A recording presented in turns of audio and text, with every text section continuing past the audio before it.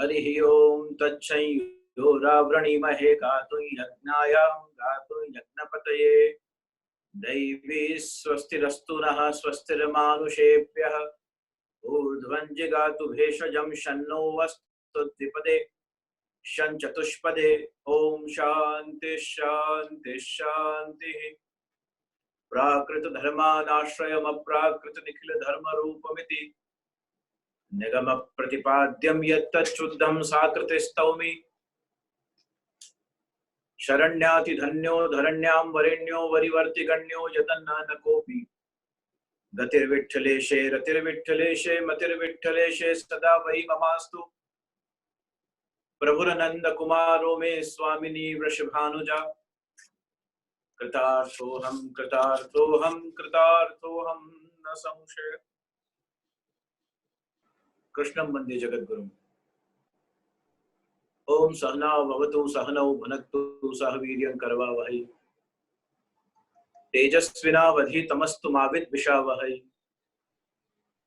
ओम शांति शांति शांति।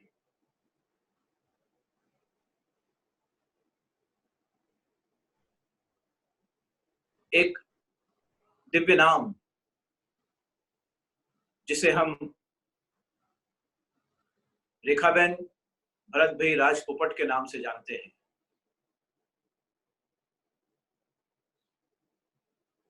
राजपोपट परिवार को, पूरे समाज को रेखाबेन रेखा मां के रूप से जानता है, लेकिन संपूर्ण वैष्णव संप्रदाय, हम सभी आचार्य, हम सभी वैष्णव, हम सभी साधक वर्ग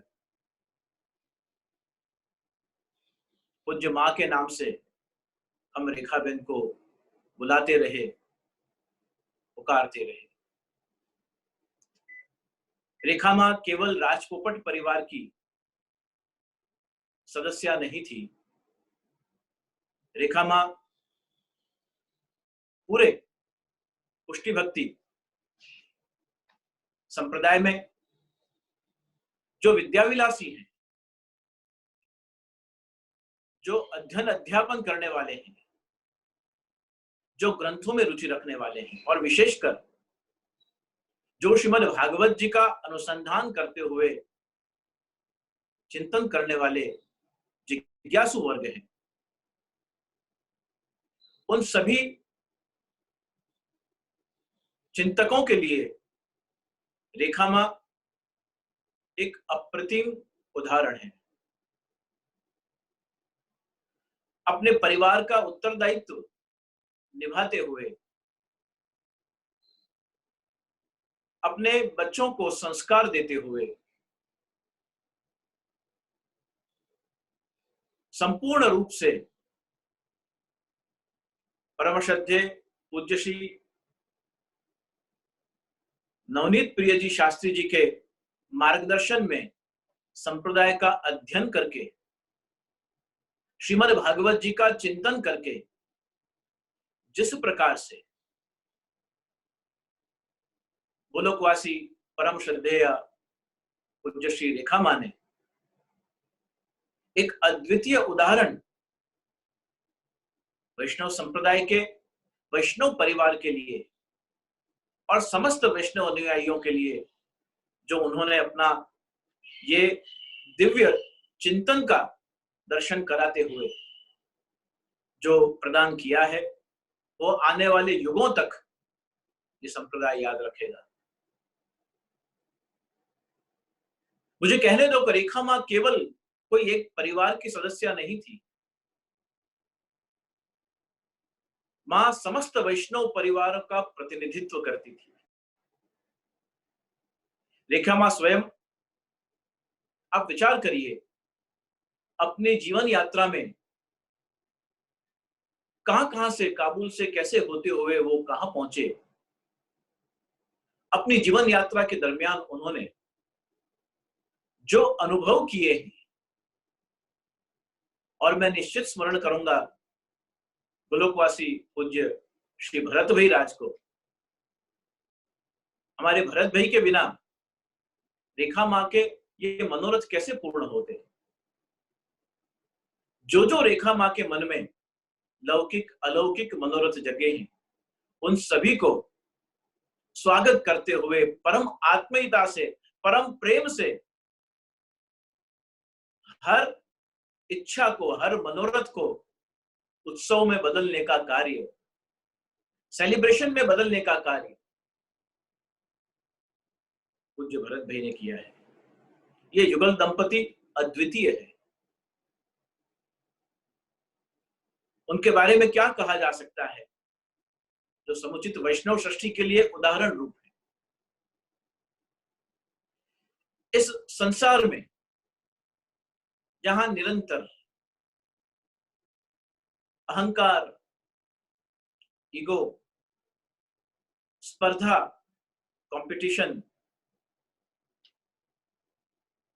द्विविधाएं, चिंताएं, फियर, एंजाइटी निरंतर दौड़ चल रही है, लेकिन जब जब आने वाले समय में रेखा माँ का स्मरण करते हुए हम जब जब उनके ग्रंथों का चिंतन करेंगे, तो मेरे मन में कुछ पंक्तियां आ रही हैं कि जिंदगी के सफर में गुजर जाते हैं जो मुकाम, वो फिर नहीं आते। जिंदगी के सफर में गुजर जाते हैं जो मुकाम, जो क्षण, जो समय उनके साथ परिवार के सदस्यों ने,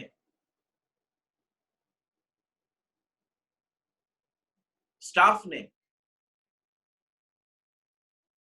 वैष्णवों ने, विद्वत जनों ने, आचार्यों ने जितना समय उनके साथ गुजारा है, उतने समय में रेखा माँ के 3 अलग अलग रूप के दर्शन उनको हुए हैं। एक मातृ स्वरूपा रेखा बहन है, दूसरे तत्वचिंतक रेखा माँ है, और तीसरे वात्सल्य की करुणा मूर्ति रेखा माँ। हर एक के प्रति सौहार्द, उदारता, प्रेम, वात्सल्य से मानो उनका हृदय छलकता था। किसी को भी देखें और उनके मन में तरंगे उठने लगे, मैं उनके लिए क्या कर दूं। उनके लिए ये जरूरी नहीं था कि वो प्रतिष्ठित होना चाहिए, वो ज्ञानी होना चाहिए, वो सामर्थ्यवान होना चाहिए, वो रूपवान होना चाहिए, वो बहुत बड़ा प्रतिष्ठित और जानकार व्यक्ति होना चाहिए। हर किसी के प्रति, प्राणी मात्र के प्रति जो उनके मन में सहजता रही। भक्त हठीला होता है, भगवान से भी वो हट करता है, अपने जिद से भगवान को भी वो अपने मनोरथ पूर्ण करवाता है। क्योंकि अलग अलग प्रकार के उदाहरण 84 वैष्णवों में, 252 वैष्णवों की वार्ताओं में हम देखते हैं। बादशाह का फरमान आया था कुंभन दास जी के लिए कि आपको हमारे दरबार में आकर भजन गाना होगा, कीर्तन करना होगा। कुंभन दास जी ने मना किया। श्री गोसाई जी ने आदेश किया कि राजा भी ईश्वर का रूप होता है, आपको जाना चाहिए।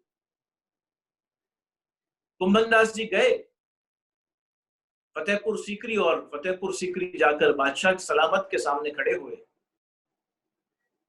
और खड़े होकर कुंभन दास जी को जब गाने के लिए कहा गया, कुंभन दास जी गाने लगे। भक्तन को सीकरी सो कहा काम, आवत जात पनैया टूटी बिसर गयो हरि नाम। जाको मुख देखे दुख उपजे, ताको करवो पड़ो प्रणाम, भक्तन को सीकरी सो कहा काम।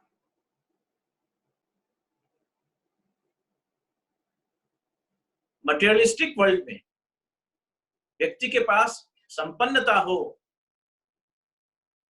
अपॉर्चुनिटी, समयानुकूल समय हो, परिवार के स्वजनों का सहयोग हो, और स्वयं में सामर्थ्य हो, तो क्या कुछ नहीं हो सकता है।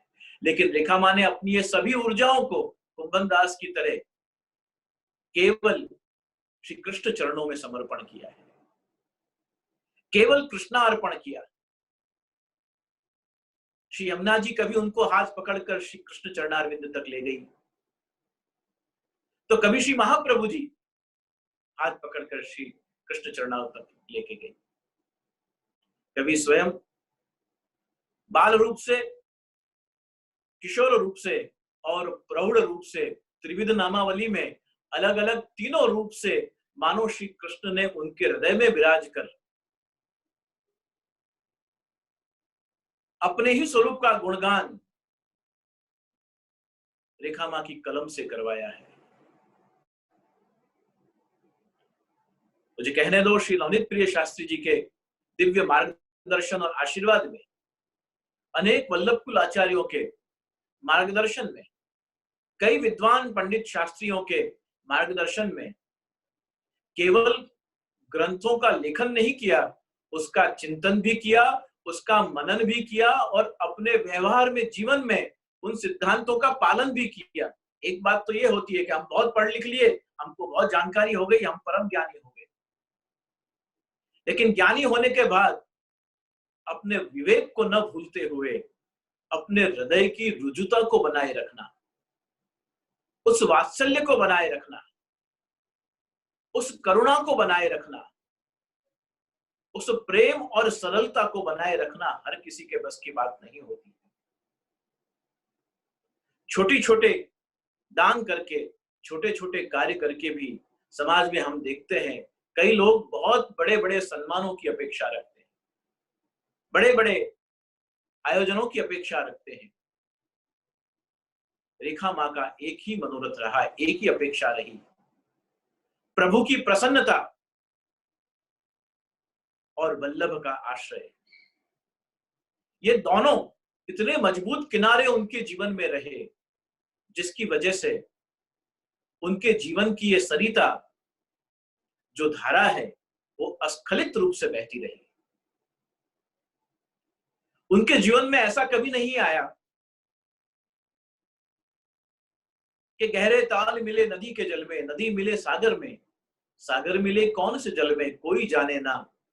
ये कोई जाने ना वाली बात उनके जीवन में कभी आई नहीं, क्योंकि ये रेखा मां नाम की एक ऐसी सरिता है, एक ऐसी नदी है जो उनके माता पिता के आशीर्वाद से इस भूतल पर आई हैं। भरतराज नाम के तीर्थ में उनका वास हुआ है और उनके द्वारा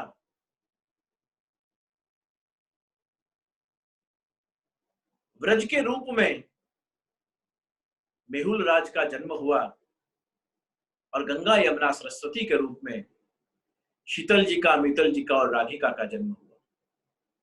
और ये पूरा परिवार मानो संस्कारों से बंधा हुआ रहते हुए भी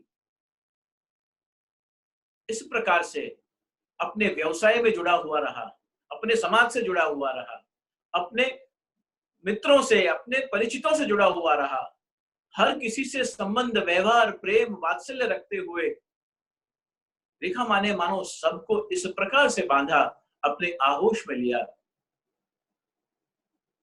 कि मैं क्या कहूं आपसे।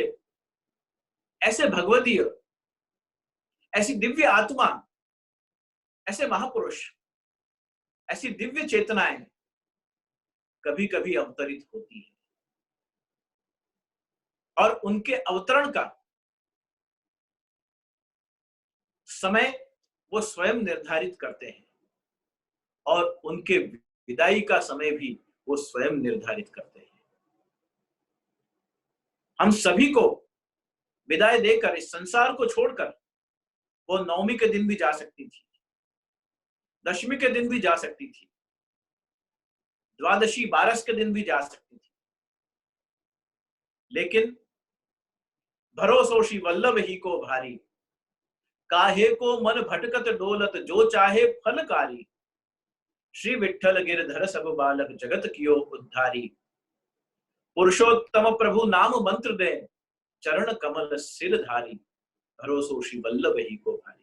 श्री वल्लभ के प्रति, श्री महाप्रभु जी के प्रति ऐसी अद्वितीय अनन्य निष्ठा, श्री कृष्ण के प्रति ऐसी अनन्य भक्ति, श्री यमुना जी के प्रति ऐसी अनन्य भावना, ये आश्रय, भावना और भक्ति, इन तीनों के माध्यम से जैसे पितामह भीष्म को इच्छा मृत्यु का वरदान था, ऐसे ही उन्होंने अपने प्राण को भी संजोए रखा कि जिस दिन श्री वल्लभ का प्रागट्य इस भूतल पर हुआ, उस दिन आदिदैविक रूप से जब जब हम जन्माष्टमी मनाते हैं तो हम भावना क्या करते हैं, आज ही श्री कृष्ण प्रकट रहे। रामनवमी मनाते हैं तब हमारी क्या भावना होती है, हजारों वर्ष पूर्व दशरथ नंदन का जन्म हुआ, लेकिन हमारे लिए तो राम आज ही जन्म ले रहे हैं, कृष्ण आज ही जन्म ले रहे हैं। जब जन्माष्टमी रामनवमी आती है तो हम ऐसे ही मनाते हैं। हमारे लौकिक जीवन में भी जब भी हम जन्म दिवस मनाते हैं तो विश करते हैं, लेकिन जो उनके माता पिता होते हैं, जो बालक के माता पिता होते हैं, वो हमेशा उस बालक के जन्म के समय की घटनाओं को, उन परिस्थितियों को याद करके फ्लैशबैक में जाकर और मनोमन प्रसन्नता का अनुभव करते हैं। उसी प्रकार से श्री वल्लभ का प्रागट्य जिस दिन हुआ है, उसी दिन रेखा माँ ने बारुथिनी एकादशी के दिन वैशाख मास की मंगल प्रभात में अपनी दिव्य चेतना को लेकर श्री महाप्रभु वल्लभाचार्य जी के संग, श्री यमुना जी के संग श्री कृष्ण चरणारविंद में पहुंचने का अपना संकल्प, अपना मनोरथ स्वयं की इच्छा से पूर्ण किया है। और पितामह भीष्म जैसे मकर संक्रांति की प्रतीक्षा करते रहे, ऐसे रेखा मां भी महाप्रभु श्री वल्लभाचार्य चरण के प्रागट्य दिन की प्रतीक्षा करती रही और एकादशी के दिन अपने इस दिव्य आत्मा को परमात्मा के चरणारविंद में, जैसे हम पुष्प चढ़ाते हैं, ऐसे उन्होंने अपनी आत्मा का ये सुमन, ये पुष्प कृष्ण के चरणारविंद में अर्पण किया है। हृदय उनका पुष्प के समान था, कोमल। उनकी आंखें दोनों मानो तुलसी दल हैं, दोनों कान मानो मंदिर के द्वार हैं, नासिका जैसे मंदिर की डेहरी है और चरण जैसे सेवा का स्वयं मंदिर है, और दोनों हाथ उनके मानो व्यास जी की कलम की तरह वाक्पति वल्लभ के सिद्धांतों को, विचारों को कैसे मूर्तिमंत करते हुए कलात्मक रूप से, जैसे एक संगतराश जैसे मूर्ति को बनाता है शिल्पकार, तो पत्थर में से मूर्ति तो पीछे जन्म लेती है, पहले जो बना रहा है उस मूर्ति का जन्म शिल्पकार के, उस कलाकार के हृदय में होता है। उसके हृदय में पहले वो मूर्ति आकार लेती है और उसके बाद वो कलाकार उस मूर्ति को, जिसको उसने विजुलाइज किया है, जिसको उसने अनुभव किया है, जिसका स्वप्न, जिसका अनुभूति में जो मूर्ति आई है, उसी मूर्ति को वो पत्थर की शिला पर उसको स्वरूप प्रदान करता है। उसी प्रकार से जो बाल्य लीला, जो प्रौढ़ लीला, जो पौगंड लीला, जो त्रिविध नामावली में बताई, जो भागवत जी के चित्रों में बताई, आप उन चित्रों का दर्शन करें तो आपको अनुभव होगा कि एक एक चित्र की जो बारीकियां हैं, श्री यमुना जी में आप देखिए, 550 वर्ष के इतिहास में श्री यमुना जी पर इस प्रकार की चित्रावलियां कभी भी प्रस्तुत नहीं हुई। पहली बार पुष्टि मार्ग के इतिहास में श्री यमुनाष्टक पे ऐसा अद्वितीय ग्रंथ प्रकाशित हुआ। श्री भागवत जी की चित्रावलियां, त्रिविध नामावली की चित्रियां, इन सभी चित्रावलियों का आप दर्शन करें। केश कैसे रहने चाहिए, पक्षियों की गर्दन कैसी होनी चाहिए, पुष्पों के रंग कौन से सिलेक्ट करने चाहिए, श्लोक में जो रंग लिखे हैं उन्हीं रंगों को चित्र में कैसे प्रस्तुत किया जाना चाहिए, यमुना जी की तरंगें कैसी होनी चाहिए, उन तरंगों में मोती कैसे दिखाने चाहिए, तरंग भुज कंकण प्रकट मुक्तिका वालुका, तो उन मुक्तिकाओं को, मोतियों को लहरों के साथ कैसे बताना चाहिए, मानो अपने हृदय के द्वार को इस तरह उन्होंने खोलकर उन भावनाओं को चित्रकार के कलम के द्वारा, रंगों के द्वारा, उन भावनाओं को एक कागज के ऊपर अवतरित किया है। जैसे मां बालक को जन्म देती है, ऐसे इन अद्वितीय ग्रंथ और चित्रों के द्वारा रेखा मां ने अपने भावों को, अपने प्रेम को, इस संसार को, आने वाली पीढ़ियों को एक अनुपम उपहार दिया है। और मृत्यु का आलिंगन तो जो जन्म लेता है, जो अस्तित्व धारण करता है, उसे जाना ही होता है। वो जड़ जीव चैतन्य सब कुछ नाशवंत है। जो आकार ग्रहण करता है वो वजन भी ग्रहण करता है, जो वजन ग्रहण करता है वो नाम को भी ग्रहण करता है, जो नाम को ग्रहण करता है वो स्थान को भी रोकता है, जो स्थान को भी ग्रहण करता है वो जड़ हो, जीव हो या चैतन्य हो, वो अपने अस्तित्व का भार इस पृथ्वी पर रखता है।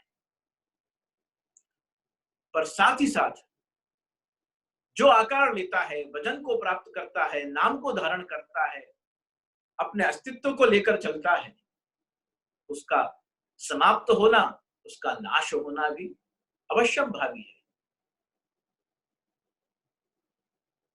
लेकिन मृत्यु का आलिंगन, मृत्यु को भी उत्सव बनाते हुए किस प्रकार से जाया जा सकता है, वो ऐसी विभूतियां अपने जीवन को उत्सव बनाते हुए विदाई लेती है। कुछ दिन पहले मैं देख रहा था क्रेडल ऑफ मैनकाइंड, उसमें कहा गया, श्रीमद राजचंद्र ने भी इसका उल्लेख किया है कि मृत्यु क्या है।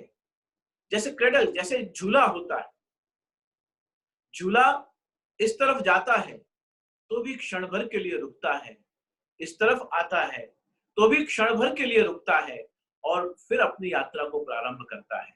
तो ये जो रुकावट है दोनों तरफ की, एक तरफ क्षण भर के लिए रुकना वो जन्म है, और फिर उसकी यात्रा को प्रारंभ करके मृत्यु का स्वीकार करना वो दूसरी रुकावट है।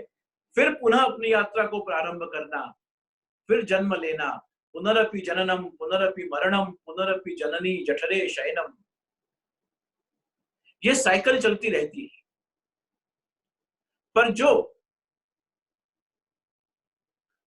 साधन और नहिया कली में जासो होत निवेरो, इस सिद्धांत को मानते हुए जो भक्ति में श्रद्धा पूर्वक अपना सर्वस्व समर्पण करते हुए जो आगे बढ़ते हैं, उनका अंगीकार इस प्रकार से ठाकुर जी के स्वरूप में होता है, इस प्रकार से श्री कृष्ण विग्रह में होता है, जिस प्रकार से नदियां सागर में मिल जाती हैं। जैसे दीपक की ज्योति पूर्ण प्रकाश में मिल जाती है,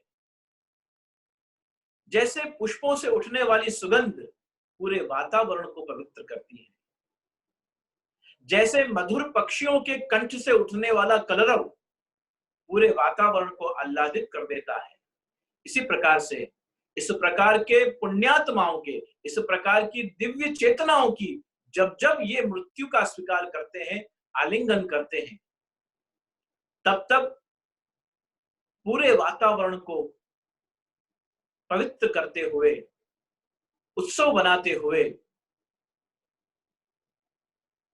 अपने प्रियतम के चरणों में प्रयाण करते हैं। मुझे स्मरण आ रहा है, व्यक्ति जाता है स्वाभाविक रूप से, रेखा मां की तो बात ही और है, लेकिन कोई भी स्वजन जब हमारे बीच से जाता है तब हमारी क्या परंपरा रही है। कहते हैं साज सजा ले चतुर अलबेली, साजन के घर जाना होगा। साज सजा ले चतुर अलबेली, साजन के घर जाना होगा, नहाले धोले शीश गुथाले, वहां से फिर नहीं आना होगा। जब ले जाते हैं तो स्नान करा कर ले जाते हैं, नए वस्त्र धारण करके ले जाते हैं, तुलसी चंदन जमुना जल ब्रजरज बदला कर ले जाते हैं। मिट्टी उड़ावन, मिट्टी बिछावन, मिट्टी में मिल जाना होगा, साज सजा ले चतुर अलबेली, साजन के घर जाना होगा। ये जो आत्मा है वो प्रियतमा है, और उनका जो साजन है वो परमात्मा है। उस प्रियतम आत्मा के अपने मूल रूप परमात्मा में विलीन होने की जो यात्रा है, उसी तो हम मृत्यु कहते हैं। जो मार्ग दिखाती है, रस भरती है और पीछे रण को छोड़ जाती है, उसी का नाम तो मरण है। मरण शब्द इसी पे से आया कि पीछे एक वीरान रण है, आगे छलकता हुआ सागर है। तो वो सागर में जाकर विलीन हो जाती है पुण्यात्मा। और रेखा मां जिस रूप से आई, जिस परिवार में आई, जिस व्यक्ति के साथ उन्होंने जीवन जिया, जो प्रकार से उन्होंने अपने परिवार की सृष्टि का विस्तार किया, उसमें एक बहुत प्रमुख भाग रहा उनके अपने स्वयं श्री ठाकुर जी का। इंग्लिश में कहते हैं ना कि अपनी लाइफ को रेलिश करते हुए उन्होंने एक रूपता प्रदान करी। ऐसे एक रूपता हो गई, माने जो उन्होंने पढ़ा, जो उन्होंने समझा, उसमें से अप्रतिम अद्वितीय विश्वास का जन्म हुआ। उस विश्वास में से श्रद्धा के फूल लगने लगे, और उसके बाद श्रद्धा प्रेम में रूपांतरित हुई। जब उसको प्रेम का पानी दिया गया तो उसमें ठाकुर जी नाम का परम फल लग गया, और ठाकुर जी उनके घर पे पधारे। ब्रह्म संबंध होना वो तो उस बीज की स्थापना है, क्योंकि एक बीज में, मैं आज ही सुबह सत्संग कर रहा था किसी से, एक बीज में, एक सीड में कितनी सेब है, कितने एप्पल्स हैं हमें मालूम नहीं है, और एक वृक्ष में कितने एप्पल हैं वो गिने जा सकते हैं, लेकिन उस सेब में, उस एप्पल में अगेन पाछे कितने सीड हैं ये हमें मालूम नहीं है। बीज में कितनी सेब हैं ये भी हमें मालूम नहीं है, और सेब में कितने बीज हैं ये भी हमें मालूम नहीं। अद्वितीय रूप से इस जीवन की यात्रा को समझना जरूरी है। मृत्यु को उत्सव बनाने के लिए ऐसी दिव्य चेतनाएं किस प्रकार से निर्मोही होकर अजात शत्रु के रूप में कैसी पुण्य राजमार्ग की प्राप्ति की ओर अपन अपने आप को ले जाते हैं। गीता जी के माध्यम से तो मृत्यु के बारे में, इस प्रकार के जीवन के माध्यम से, भागवत जी के बारे में, उपनिषद और पुराणों के माध्यम से ऐसी दिव्य चेतनाओं के बारे में बहुत कुछ कहा जा सकता है। लेकिन आज मेरे हृदय में बार बार रेखा मां का स्वरूप, उनकी वो भावना, उनकी वो करुणामय दृष्टि, उनका वो सहज वात्सल्य, कभी बालक की तरह प्यार करना, कभी बालक की तरह आशीर्वाद देना, कभी वल्लभ रूप से स्वागत करना, और कभी जाते जाते जब जब उनके घर से वापस जाना होता तो मानो कन्या विदाई हो रही है, ऐसे भावातुर होकर अश्रुपात होने लगता था। तो जो उन्होंने पढ़ा, जो अध्ययन किया, जो उन्होंने पठन किया, उसको समझा ही नहीं, जीवन में उसको उतारा। पिबत भागवतम रसमालयम, उन्होंने उसका पान किया, जीवन में उतारा उसे, और अपने जीवन में व्यवहारिक रूप से उसे जिया है। If you can turn your worries in worshipping, Shri Krishna can change your battles in blessings. अगर हमारी जो नेगेटिविटी है, जो एंजाइटीज हैं, जो हमारे में अलग अलग प्रकार की जो एंगर, ईगो, ये सब जो बातें हैं, इनको ट्रांसफॉर्म करना हो तो कैसे किया जा सकता है? जो आप पढ़ते हैं, सुनते हैं, बोलते हैं, उसका आप चिंतन करें। चिंतन करने के बाद जो रेखाबेन ने किया उसी को मैं आपको बता रहा हूं, उसका चिंतन करें। चिंतन के बाद उसे अपने समझ से जीवन में उतारते हुए व्यवहार में रखिए। डे टू डे लाइफ की प्रैक्टिस में उसे गूंथ लीजिए, जैसे हम माला जी को गूंथते हैं।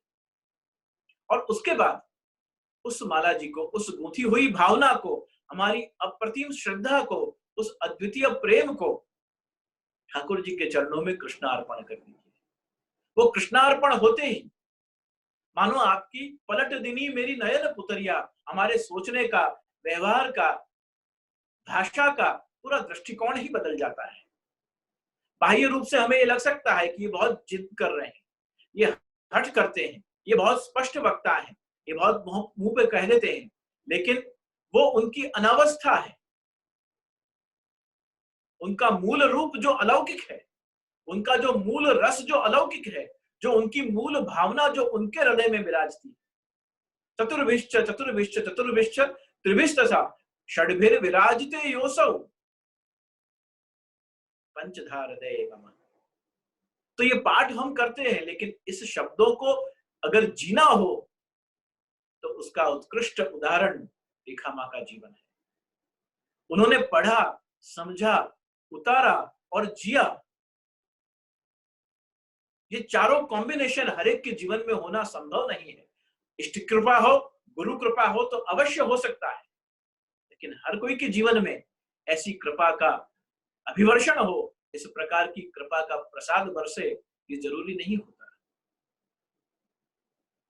अद्वितीय रूप से प्रेम अपनी अलग अलग श्रृंखलाओं को ऐसे व्यक्तित्वों के माध्यम से, ऐसी प्रतिभाओं के माध्यम से हमें अवसर देते हैं परमात्मा कि इस प्रकार के जीव भी मेरे हैं। इस प्रकार से भी जीवन में जिया जा सकता है। इस प्रकार के जीव भी अपने देह को संपूर्ण कृष्ण चरणों में समर्पित करते हुए परमात्मा से एक रूप हो सकते हैं। हजारों वर्षों से कई परिवत्सर बीत चुके हैं। हजारों परिवत्सर अपन ब्रह्म संबंध मंत्र में कहते हैं, सहस्त्र, हजारों परिवत्सर बीत चुके हैं। उसके बाद जब ये जीव अपने अहंकार से मुक्त होते हुए, अपनी ममता को छोड़ते हुए जब परमात्मा से प्रीति करता है, तब उस आत्मा का विलय परमात्मा में हो जाता है। पंच महाभूत से बना हुआ ये शरीर है। जो कोई जन्म लेता है, पृथ्वी, जल, तेज, वायु, आकाश, 5 एलिमेंट्स, इन पंच तत्वों से ही वो जीवन बनता है। लेकिन उस जीवन में किस प्रकार से अपने साथ कृष्ण का हाथ रखना, उस जीवन को कैसे कलानिधि कृष्ण के संग पूर्ण जीवन को कला के रूप में जीना, ये एक अद्वितीय विज्ञान है, ये अद्वितीय कला है। और उस कला को गोलोकवासी परम भगवतिया पूज्य श्री रेखा मां ने जिस तरीके से जिया है, उसका मैं आपको क्या वर्णन करूं। गोलोकवासी श्री भरत भाई राज ने जिस प्रकार से नदी में जाकर हम स्नान कर सकते हैं, गंगा यमुना में स्नान करके हम पवित्र हो सकते हैं, हमारे उद्धार की कामना कर सकते हैं, कल्याण की प्राप्ति कर सकते हैं, लेकिन उस नदी तक पहुंचाने वाली जो सीढ़ियां हैं, उसका भी इतना ही महत्व जीवन में है। ये जुगल दंपति, इनका नाम इस लोक में भरत भाई राज और रेखाबेन राज होगा, लेकिन अलौकिक जगत में भरत की तरह अनन्य भक्ति को करते हुए और सभी जीवन की रेखाओं को पार करते हुए इस युगल दंपति ने जिस प्रकार से अपने जीवन को जिया है, यह आने वाली पीढ़ियों में सभी वैष्णव परिवार के लिए प्रेरणात्मक है, प्रतीकात्मक है, और इससे इंस्पायर होकर आने वाली पीढ़ियां अपने आप को श्री कृष्ण चरणों में, श्री वल्लभ के चरणों में समर्पित करेंगी, ऐसा मुझे विश्वास है। आज गोलोकवासी परम भगवतिया श्री रेखाबेन जिस किसी लोक में विचरण कर रही हो, जिस लोक में उनकी स्थिति हो, यदि गत्वा न निवर्तन्ते तद्धाम परमम, लेकिन जब वो परम धाम में वो दिव्यात्मा पहुंचती है, यद गत्वा न निवर्तन्ते, वहां से उनका पुनः वापस आना संभव नहीं होता है, क्योंकि जो देह के कष्ट हैं वो भी वो इसी जन्म में भुगत के गए हैं, जो मन की कष्ट और वेदनाएं हैं वो भी वो भुगत के गए हैं, जो पारिवारिक, सामाजिक, आर्थिक, व्यवहारिक, मानसिक जो संक्रमण होते हैं उन सभी को उन्होंने जिया है। तो पिछले कई जन्मों के जो बंधन थे, जो शेष कर्मों के फल भुगतने बाकी थे, उन सभी को भोगते हुए उन्होंने अपनी आत्मा को दिव्य रूप प्रदान करते हुए प्रभु और महाप्रभु जी का दोनों किनारों के बीच में ये सरिता इस प्रकार से बहती हुई, उछलती हुई अपने प्रियतम सागर में जाकर विलीन हुई। और उस सागर से इसका मिलना यही सबसे बड़ा महोत्सव है। जो स्वजन हमारे बीच में जाता है उसके प्रति शोक तो होता है, उनकी कमी लगना, हर पल उनकी स्मृति आना, छोटी छोटी बातों को लेकर उनको याद करना, लेकिन समय के साथ हर चीज इस संसार में परिवर्तित होती रहती है।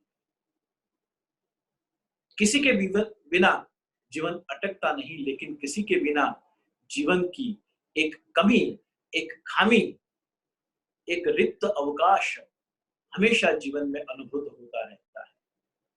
गोलोकवासी परम भगवदिया रेखा मां एक ऐसा व्यक्तित्व, एक ऐसी पर्सनालिटी, एक ऐसी विभूति जिनको पुष्टिमार्ग, आचार्य परंपरा और वैष्णव परंपरा आने वाले कई समय तक याद करती नहीं। तो आज जिस लोक में उनका विचरण हो, प्रभु से और श्री महाप्रभु से यही अभ्यर्थना करूंगा कि ये पुण्यात्मा को, ये दिव्य जीव को, जिन्होंने श्री यमुना जी की स्तुति करते हुए, यमुनाष्टक को चित्रांकित करते हुए, उसकी भाषा टीकाएं करते हुए श्री यमुना जी को प्रसन्न किया, श्रीमद् भागवत जी के अलग अलग दर्शन कराते हुए श्री महाप्रभु जी को प्रसन्न किया, और त्रिविध नामावली में आत्मचिंतन करते हुए स्वयं परब्रह्म परमात्मा भगवान श्री कृष्ण को प्रसन्न किया। आप तीनों स्वरूप एक श्री रेखा मां का हाथ पकड़ें, एक अपने चरणों का आश्रय प्रदान करें, और एक हृदय में रेखा मां को पधरा कर सदा सर्वदा के लिए वो दिव्य धाम गोलोक की प्राप्ति करावें।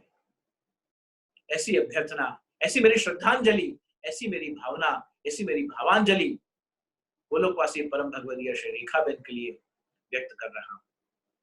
आप सभी परिवार के स्वजन, श्री मेहुल भाई राजपोपट, निशा राजपोपट, श्री शीतल बेन मजीठिया, कौशिक भाई मजीठिया, श्री मीतल बेन देसाई, श्री वीरेंद्र भाई देसाई, श्री राधिका बेन और श्री राजीव भाई दवे, उनके सभी परिवार के बाल गोपाल, भरत भाई का पूरा परिवार, रेखा मां का पूरा परिवार, सभी हम साथ में मिलकर उस पुण्यात्मा के ऊर्ध्वगमन के लिए मैं मंत्र का पाठ करूंगा, पठन करूंगा। उसके बाद आप जहां हो, स्क्रीन के सामने जैसे बैठे हो, पालकती लगाकर पद्मासन में विराजमान हो, और मैं 3 बार उस मंत्र का उच्चारण करूंगा, और उन मंत्रों के द्वारा हम उस पुण्यात्मा को, उस दिव्यात्मा को हम अपनी भावांजलि, श्रद्धांजलि, प्रसन्नता के लिए, परमात्मा की प्रसन्नता के लिए, उनकी कृपा वृष्टि के लिए, भगवान ऐसे दिव्य जीव को अपने चरण का शरण प्रदान करें, उसके लिए हम इन मंत्रों के द्वारा अपनी भावांजलि, हृदयांजलि, श्रद्धांजलि अर्पण करेंगे। आइए हम सब साथ में मिलकर बोलते हैं, कृष्णाय वासुदेवाय हरये परमात्मने प्रणतः क्लेशनाशाय गोविंदाय नमो नमः। कृष्णाय वासुदेवाय हरये परमात्मने प्रणतः क्लेशनाशाय गोविंदाय नमो नमः। कृष्णाय वासुदेवाय हरये परमात्मने प्रणतः क्लेशनाशाय गोविंदाय नमो नमः। अपने पूर्ण हृदय से पूरे परिवार सहित, वल्लभ कुल परिवार सहित, वैष्णव कुल परिवार सहित, पुष्टि परिकर सहित गोलोकवासी परम भगवदिया पूज्य श्री रेखा मां को अपनी पूर्ण भावांजलि, श्रद्धांजलि समर्पित करते हुए और प्रभु से ये विनंती करते हुए कि ऐसी पुण्य चेतना को अपने युगल चरणों का शरण प्रदान करें, यही भावना के साथ मैं विराम ले रहा हूं। शुभम भवतु, कल्याणमस्तु।